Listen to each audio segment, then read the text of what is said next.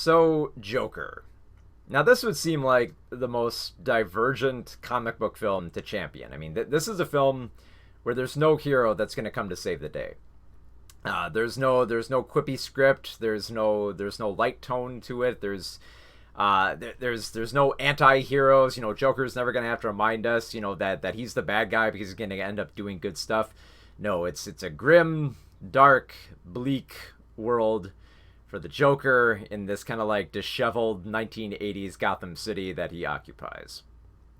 Now, for a lot of people, I know that is going to seem like a great sell. Here's a film that's more of a character study than just following a typical plan of robbing a bank or ruling the world, or just like the typical superhero formula.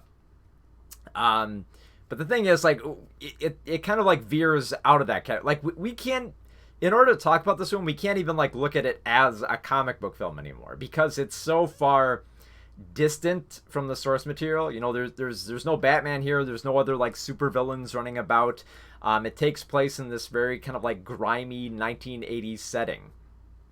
And it just shows one man's descent into madness. So the main character we follow is Arthur Fleck, who will eventually become the Joker in this film, and he's played by Joaquin Phoenix. And Joaquin Phoenix, he really, he seems like the most likely candidate who would go through, kind of the meat shredder that is, playing the Joker. We've seen other people play the Joker, and they've kind of driven themselves nuts.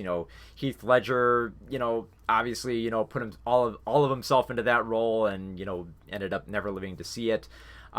We had Jared Leto, who just, flew off the rails with how in character he got into it. And it seems like Joaquin Phoenix kind of put on some of the same stuff here. He definitely embodies a sort of unhinged character of Arthur, and Arthur's got a lot of problems. He works as a street clown, but no one likes him, so they beat him up just because he is dressed up like a clown, pretty much. He can barely afford to keep the dirty apartment that he lives in with his aged mother. He has a mental condition where he can't stop laughing in inappropriate moments, so it makes him hard to connect with anybody. His mental health caseworker is really not helping him that much, and funding is running out too, so he's not going to be able to get that help anymore. He's not going to be able to get the medications that he needs anymore. His whole life is crumbling down around him in this very kind of depressing manner of just him just feeling like he's trapped and that there's nothing that he can do in this world. But then there's a little spark that he sets off when he's on the subway dressed up like a clown, and he notices three kind of wealthy elite guys just kind of harassing a woman. And because his laughter breaks out, they start beating him up, and then he basically decides to shoot them right then and there. And because those three are murdered, and because there's such a class struggle going on within Gotham right now, his murders are kind of seen as heroic by the rest of the people. They're like, well, good riddance. Those wealthy guys were a bunch of pricks. Maybe they deserve to die. And so Arthur's intrigued by this. He's like, well, people actually kind of like this guy.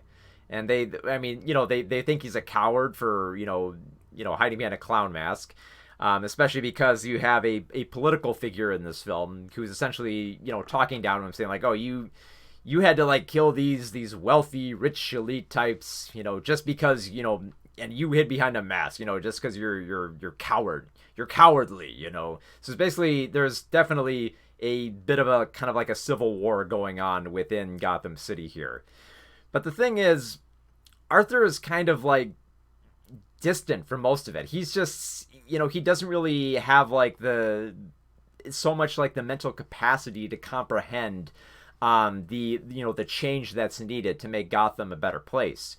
He just, all he can see is just, the spectacle that drives towards the admiration that he wants. Because Arthur's real big goal in life is that he wants to be a stand-up comedian.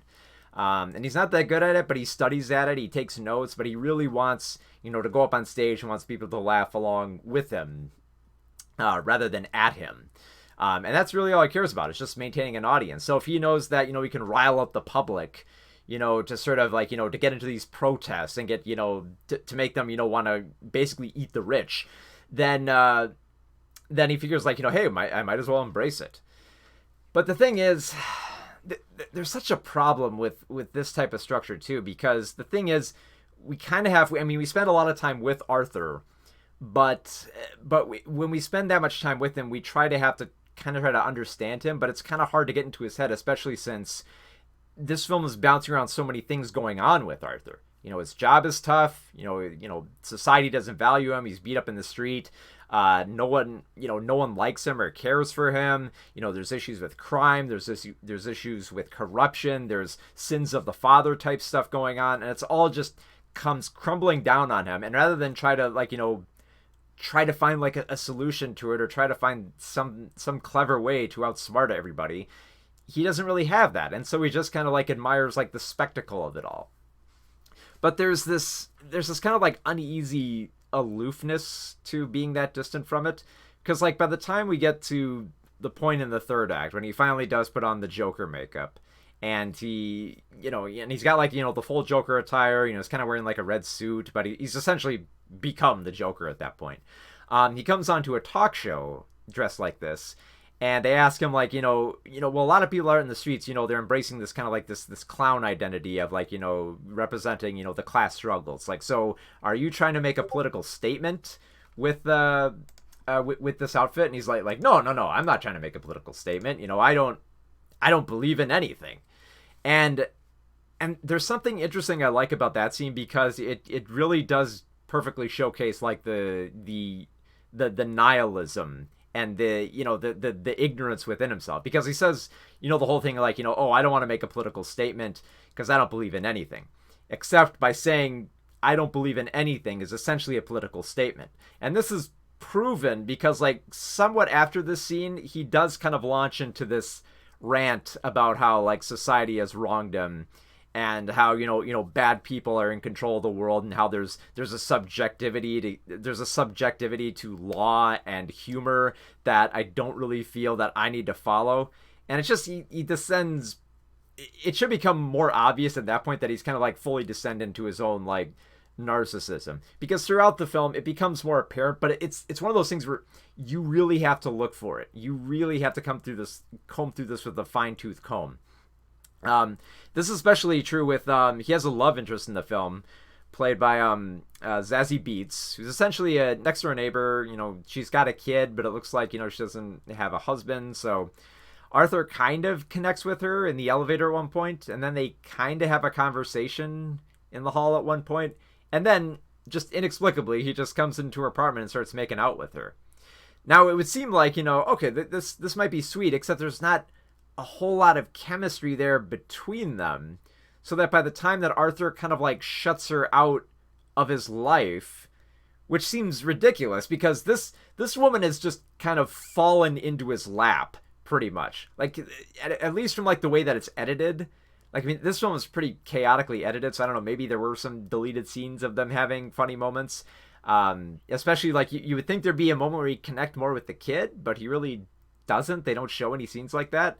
So you think like that would be kind of like the last bastion of hope for him that would go down. But it's so, like I said, like it like with everything in the film, it's so surface level that we barely see it, so that by the time he kind of rejects it, it's supposed to be like this big moment where he's kind of like rejected all the good in the world. And it just doesn't come across that way, because there's already so much else going on that that you can't really appreciate the darkness. Because like I said, this film is wall to wall bleakness. It's dark and depressing. And the problem with that type of structure is that it kind of harkens to the problem with Batman v Superman. Because like the big problem with Batman versus Superman, it wasn't just that it was dark. Because a lot of people say like, oh, people just criticize it because it's dark. It's like, no, it's because it's far too dark, and there's no kind of like comfort from the storm in it. Like, you can have a dark film, but you can still balance it out with scenes that are, a little bit more affectionate, maybe a little bit more quiet, maybe some humor, not a lot, just a little bit to bounce stuff out. And there's not a lot of that here, that by the time that when there are moments where it feels like it's trying to have some levity, it just comes off like like not effective and very like it kind of just feels like it's paying lip service. Like at one point, Arthur is questioned by the cops, and he essentially just kind of blows them off, saying like, you don't care about me, so why should I bother talking to you? And he accidentally slams into a door. And I heard a few people laugh in the audience, but because it's such like a grim scene, you're not sure if you're supposed to laugh at that.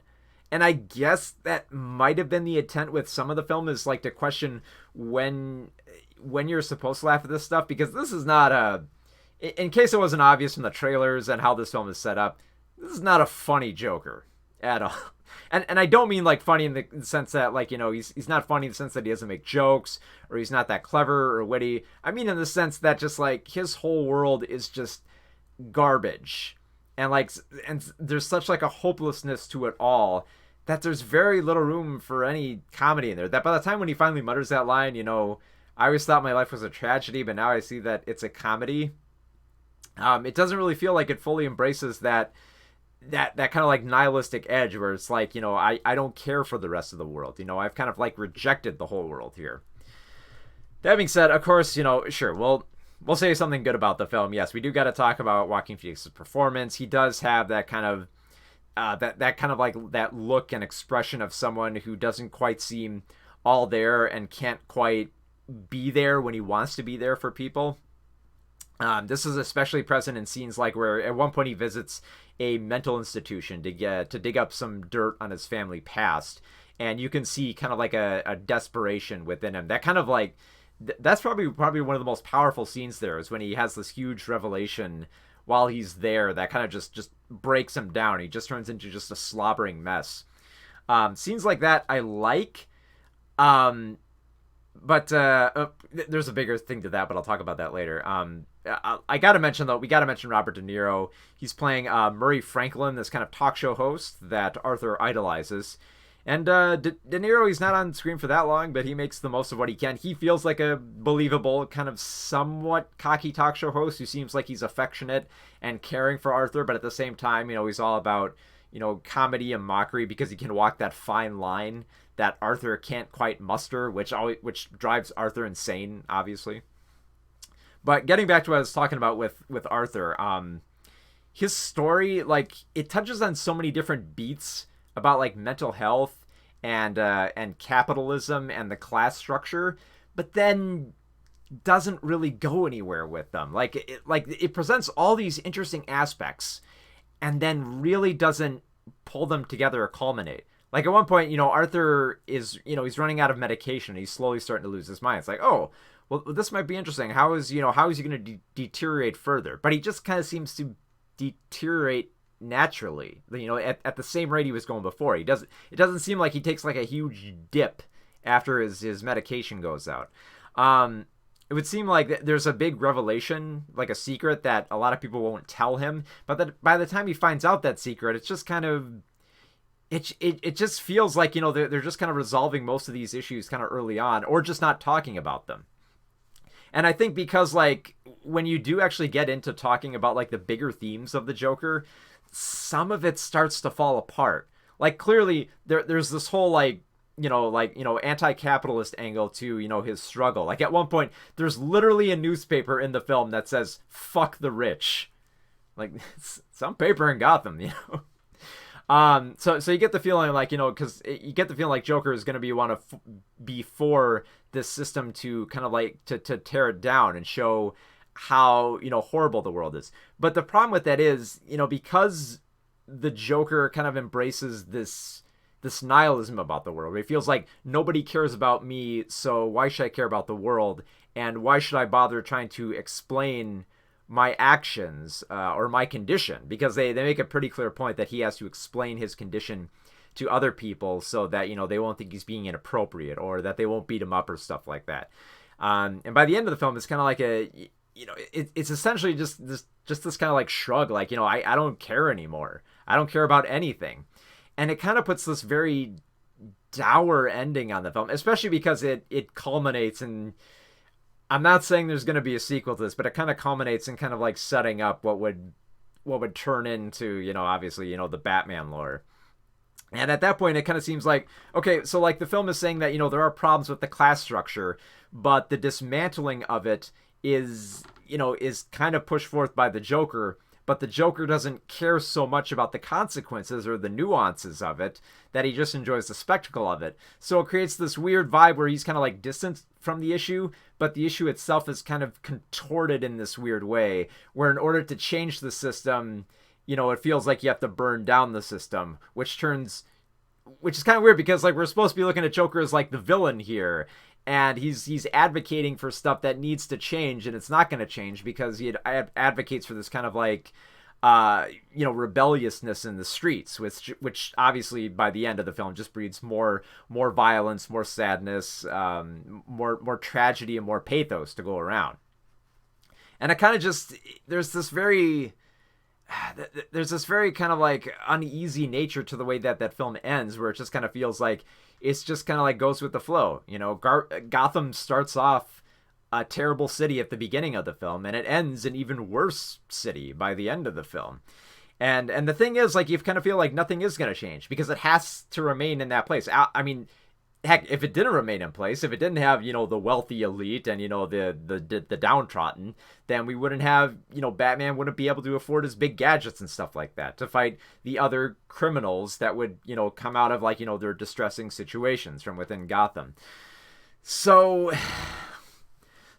this film is a lot to chomp on. And I know for a lot of people, because it gives you that much kind of like, chewing gum for the mind, it would seem like it's sophisticated and nuanced, but it's just kind of like, I think I wrote this in my review too. It's like, these are topics that most superhero films would not touch with a 10-foot pole. And this is kind of like, and for a lot of people, it's going to feel like this is the first comic book film that actually does touch it with a 10-foot pole. But that's all it's doing. It's touching this stuff. It's not really digging deep into it. Like, a lot of people will call this a character study, but like how much do we dig deep into that character study? Yeah, we get to see, it just feels like all these different elements that could make for great drama about, a city crumbling and one man's mind being lost to it. It's all just kind of used as just ingredients, not so much for a story, just to kind of like showcase Joaquin Phoenix's acting. Like there are several great moments in the film where you get to see Joaquin acting, unhinged and uneasy. But that's all it feels. It just feels like a showcase of those scenes. It never quite feels like those scenes kind of like build up to anything. It just kind of feels like they're always kind of like stuck in like the same motions as they go. Especially since a lot of them are, there are certain scenes which just, they don't have any other purpose than just to show how, crazy he is at that moment. Like in one scene, there's a scene where just like, he feels like he's at his lowest, and he just tosses all the stuff out of his refrigerator and just climbs into his refrigerator and closes it. And that's scene. That's it. And I get, and I know for a lot of people, because it's bothering to talk about this stuff, it's probably going to have that air of sophistication. But it doesn't, it just really doesn't address this stuff as much as it should. It just kind of like just throws all the ingredients into the pot and they don't melt. They're just like all the great stuff here for a great character study is there, but it's not really culminating anything. It pretty much just ends up the way you think it does, with Arthur turning into the Joker and Gotham still being a mess that will eventually need Batman. Now, obviously, this doesn't really have much parallels to the comic books. Obviously, they're taking a lot of liberties here, which I'm fine with. If you want to tell a much different story with that, then that's totally cool by me. I just don't think they told it all here, because this film is so stuck in just like its dark setting, but just adds in little bits and pieces of it and never really builds on anything. Like, we don't really build on Arthur's problem with mental health. We don't really build on his medication problem. We don't really build on the sins of the father. We just kind of like just place them in little parts of the plot, and then by the end of the film, he will rise up as the Joker, the crime lord, and that's about it. And it's just it ends on such an off note that just left me with such like mixed messages and mixed feelings about this film. So like what I really do like the film is obviously the acting. Joaquin Phoenix always does a great job. I feel like he did a much better job in a film last year called You Were Never Really Here. If you haven't seen that film yet, go see it. It's definitely one of my favorite films of last year. He does a great job playing also an unhinged killer too. Um, Robert De Niro obviously steals this film.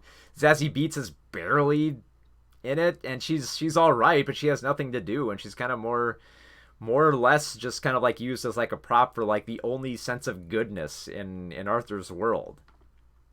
To a certain point, obviously. But it's just, I really couldn't get behind this film, and I know a lot of people are coming into it for darkness and for the depressing stuff, but because it has so much it could build upon and never does, I never quite felt like this film was touching on something deeper, which it really could have. It just kind of just finds all these interesting issues that are wrong with Gotham and that are wrong with basically our society in general, and just and just and just ultimately delivers a very bizarre and surreal rant by the end of the film that just kind of shrugs and just says, you wouldn't understand." Like that's literally the last line of the film. It's just the Joker saying, you wouldn't understand. And if there's, and you know, if we barely understand the Joker from that point, it's like, well, then what's left to understand about him? What's left to study within him? What's left to like about him? Or even hate about him by the end of the film. So it's just kind of this strange, surreal ending that just kind of left me a little bit empty. And all I've really gotten out of the film is just some interesting scenes and some nice performances, but not much more than that. So for Joker, 2 out of 5 stars.